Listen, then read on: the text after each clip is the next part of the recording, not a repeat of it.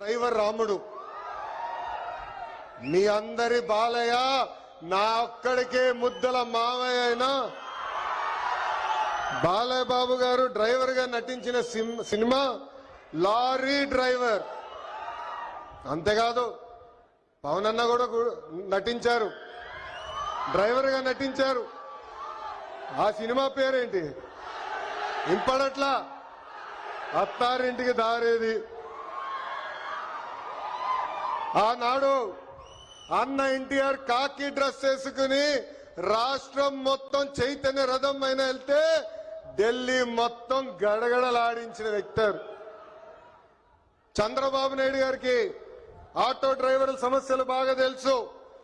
Cabinet meeting లో ఏనాడు ఎప్పుడైతే మేము చర్చిస్తామో మా ఆటో డ్రైవర్లకి మేము అండగా నిలబడతామని పదే పదే చెప్తారు. అందుకే ఆటో డ్రైవర్ల సేవ పేరుతో ఈ రోజు ఈ పథకం మన ప్రజా ప్రభుత్వం రూపొందించింది.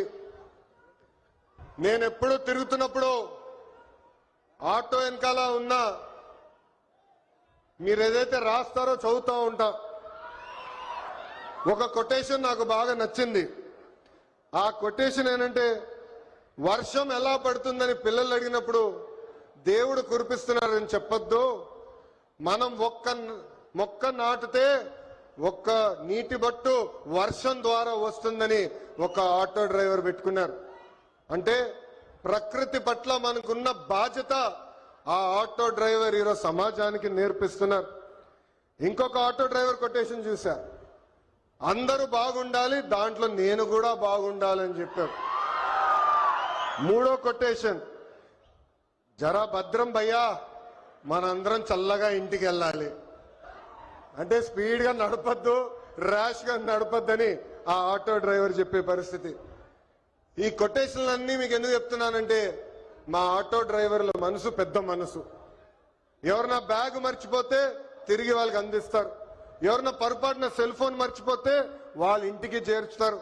అంతేకాదు విలువైన వస్త్రాలు దొరికితే ఏకంగా మా పోలీస్ సోదరులు దగ్గరికెళ్ళి డబ్బులో లేని వస్త్రాలు దొరికినాయి, ఇది మీరు జాగ్రత్త వాళ్ళకి చేర్చాలని చెప్పే పెద్ద మనసున్న వ్యక్తులు మా ఆటో డ్రైవర్లు. ఆటో వెనుక నవ్వు తెప్పించే కొటేషన్లు కూడా ఉన్నాయి స్వామి. అప్పు చేసి కొన్నాను నన్ను చూసి ఏడవద్దు అని చూశాడు. అప్పు చేసి కొన్నాను నన్ను చూసి ఏడవద్దు. ఇంకోటి, హాయని ఆశ పెంచొద్దు, బాయని బాధ పెట్టద్దు. అంటే ఎప్పుడు ఆటో వెనకాల బండి ఉంటే నవ్వుతూ ఉంటాం. సమాజం పట్ల మాకున్న బాధ్యత తెలుస్తుంది. ఎన్ని సమస్యలున్నా ఎన్ని ఇబ్బందులున్నా నవ్వుతూ ఆదరిస్తారు మా ఆటో డ్రైవర్లు. అందుకే యువగలం పాదయాత్రలో ఆటో డ్రైవర్లతో ప్రత్యేకంగా నేను సమావేశం ఏర్పాటు చేసుకున్నా. వాళ్ళు ఎదుర్కొంటున్న సమస్యలు నేను తెలుసుకున్నా. ఆనాడు ఆటో డ్రైవర్లకు చెప్పింది ఒకటి, కుడి చేతిలో 10,000 పెడతారు, ఎడం చేతిలో 20,000 రూపాయలు లాగేస్తారని. అరే ఎట్లా లాగుతున్నారా భయ్య అని అడిగా. గ్రీన్ ట్యాక్స్ పెంచారు, 20,000 రూపాయలు చేసి బాదుతున్నారన్నారు. అదేవిధంగా రోడ్ల పైన ఉన్న గుంటలు పూడ్చట్లేదు, 5 సంవత్సరాలు ఎవరు పట్టించుకోలేదు.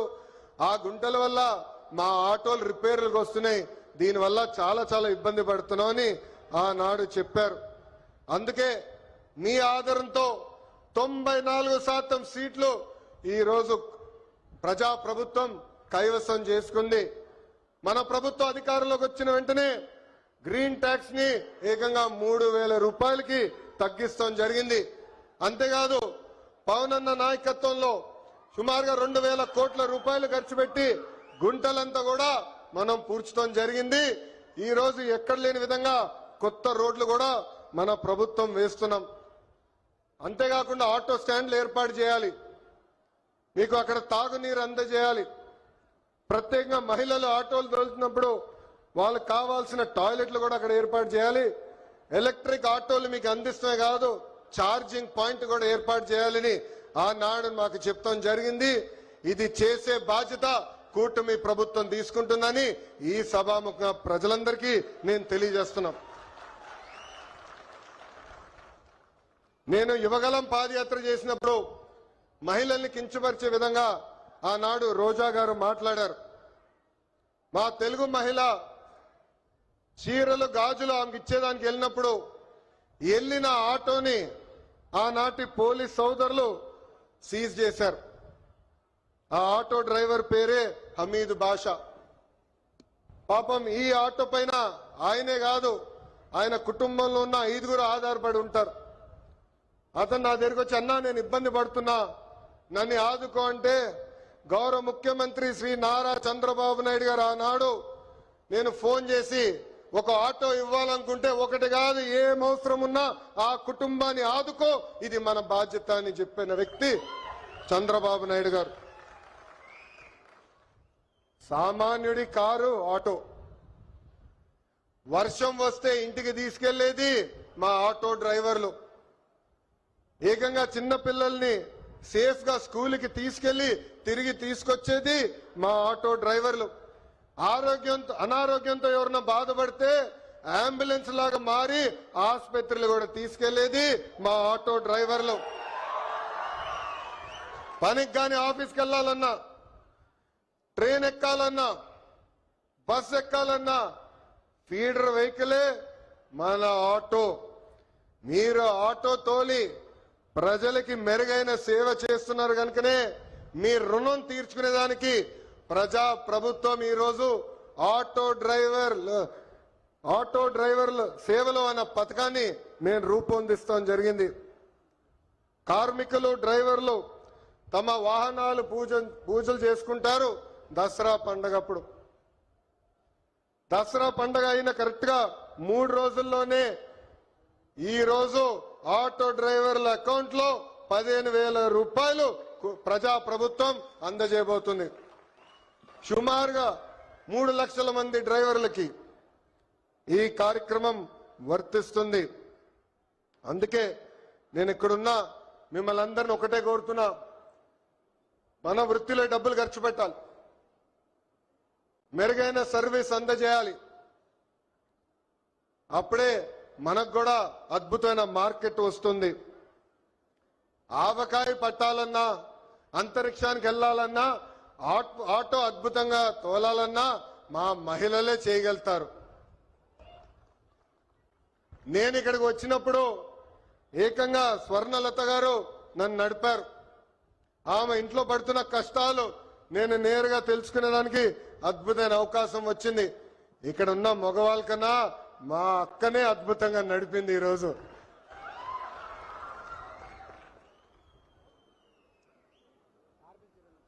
పంపించండి ముఖ్యమంత్రి గారు తిరిగిచ్చుంటారు. స్వర్ణలత గారు ఆటో తోలుతూ కుటుంబం మొత్తం పోషిస్తున్నారు. ఇంట్లో ఆమె భర్త కూడా అద్భుతంగా సహకరిస్తున్నారు. ఇద్దరు కలిసికట్టుగా పనిచేసి ఈ రోజు ఆ కుటుంబాన్ని ముందలు తీసుకెళ్తున్నారు. తల్లి నాకు చెప్పింది, తల్లికి వందనం అందింది. ఉచితంగా గ్యాస్ సిలిండర్లు ఏదైతే దీపం పథకం కింద ఇస్తున్నామో అది కూడా అందింది. అంతేకాదు ఇంట్లో ఉన్న పెద్దమ్మ అత్తగారి కూడా ప్రజా ప్రభుత్వం ఈ రోజు పెన్షన్ కూడా ఇస్తాం జరుగుతుంది. అందుకే ఈ సభాముఖంగా ఇక్కడ ఉన్న మగవాళ్ళందరినీ కోరుతున్నా, ప్రత్యేకంగా ఆటో డ్రైవర్లను కూడా కోరుతున్నా, మహిళల్ని మనం గౌరవించాలి. తెలుగు వాడక భాషల్లో మహిళల్ని కించపరిచే విధంగా కొన్ని పదాలు వాడతాం. గాజులు తొడుక్కున్నావా, చీర కట్టుకున్నావా, అమ్మాయిలాగా ఏడవద్దని. దీనికి ఫుల్ స్టాప్ పెట్టాలి. ఇది మనం వాడకూడదు. ఈరోజు ఆంధ్ర రాష్ట్రంలో ప్రతి ఆటో డ్రైవర్ నేను కోరుతున్నా, ప్రజల్లో చైతన్యం తీసుకొచ్చే శక్తి మీలో ఉంది. మీరు ఏదైతే ఒక్క విషయం తలుచుకుంటే అది సాధించే శక్తి మీలో ఉంది.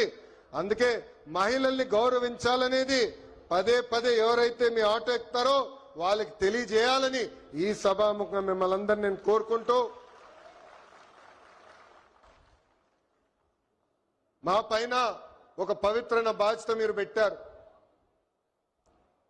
గత పాలకులు మీటింగ్ జరిగితే మీరందరూ చూసేవారు, పరదాలు కట్టేవారు, బ్యారికేడ్లు పెట్టేవారు. కానీ ఈరోజు గౌరవ ముఖ్యమంత్రి గారు కానివ్వండి, ఉప ముఖ్యమంత్రి గారు కానివ్వండి, ఒక సామాన్య వ్యక్తిగా మీ ముందల నుంచుంటున్నారు. మీ రుణం తీర్చుకుంటామే మా లక్ష్యం. అహర్నిశలు కష్టపడతాం. ఎన్ని ఆర్థిక ఇబ్బందులున్నా ఇచ్చిన ప్రతి హామీ నిలబెట్టుకునే బాధ్యత ప్రజా ప్రభుత్వం తీసుకుంటుంది. ఈ రోజు ఆంధ్ర రాష్ట్రంలో డబుల్ ఇంజిన్ సర్కార్ ఉంది. కేంద్రంలో గౌరవ ప్రధానమంత్రి నరేంద్ర మోడీ గారు, రాష్ట్రంలో గౌరవ ముఖ్యమంత్రి చంద్రబాబు నాయుడు గారు.